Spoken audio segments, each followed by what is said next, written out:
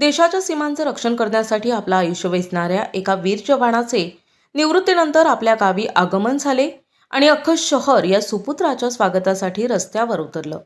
मूर्तिजापूरचे राहुल वसंतराव पवार हे भारतीय सैन्य दलातून 18 वर्षांची प्रदीर्घ सेवा पूर्ण करून सेवानिवृत्त झालेत. जम्मू काश्मीरसारख्या संवेदनशील भागात आणि डोकलामच्या रणभूमीवर देशाचा झेंडा फडकवत ठेवणाऱ्या या जवानाची मूर्तिजापुरात अत्यंत जल्लोषात आणि भव्य मिरवणूक काढण्यात आली.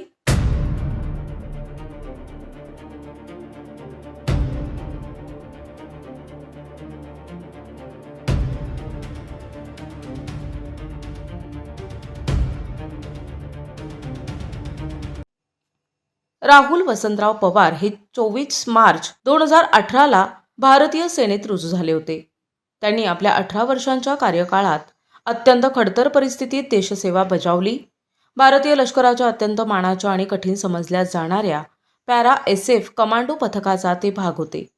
जम्मू काश्मीरमधील नौगाव, डोकलामची लढाई आणि चायना सीमेवरील ऑपरेशन सिंदूर सारख्या अनेक महत्त्वाच्या मोहिमांमध्ये त्यांनी आपले शौर्य गाजवले.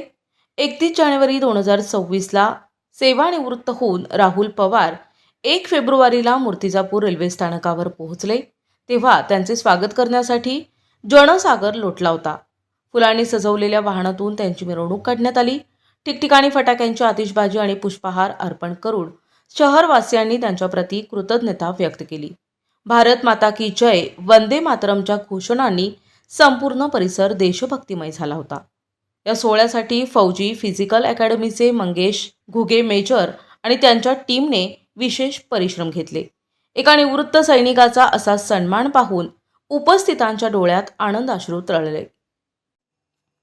प्रतिनिधी अहम रजा, NTV न्यूज मराठी, मूर्तिजापूर, अकोला.